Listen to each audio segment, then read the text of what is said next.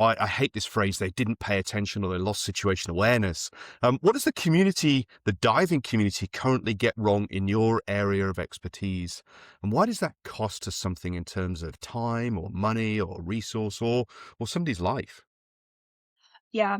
Um, so I think what the dive community gets wrong is kind of a large question, Hmm. because it's really multifaceted. Yeah, yeah, And I don't think that it's the community at large that's getting really any specific element completely wrong. But what I see when I work with these operational communities is that there is simultaneously an over reliance on some of the technology that we provide, and also um, not checking on that technology quite enough. You and I have discussed that yeah. The people automation probably bias. aren't Yeah. checking their dive computers as frequently as they should. And kind of a segue, one of the projects that I'm currently working on is designing heads-up displays in the mask so that you can, Cool. instead of having everything based on your watch, which requires you to, oh, remember, Yeah, while yeah, you're surrounded by all of this beautiful, distracting, all-encompassing visual and experience, to check your dive computer. yeah.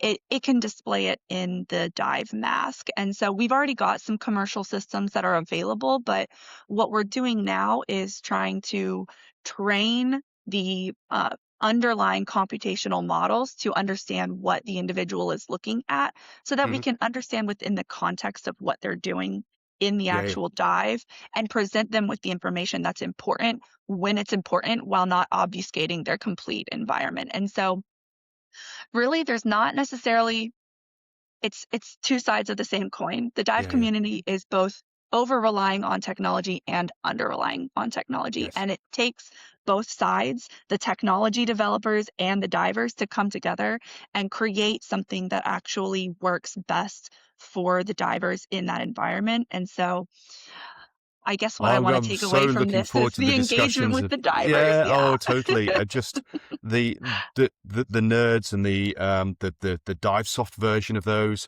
they're great.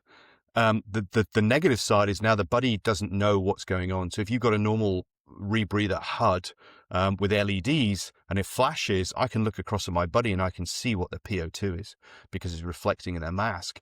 And they go, well, I've got a nerd. I can see everything. Yeah, but I can't see what you can see. And now you've got to design like buddy lights on the rebreathers so I can do remote monitoring, or I put that inside.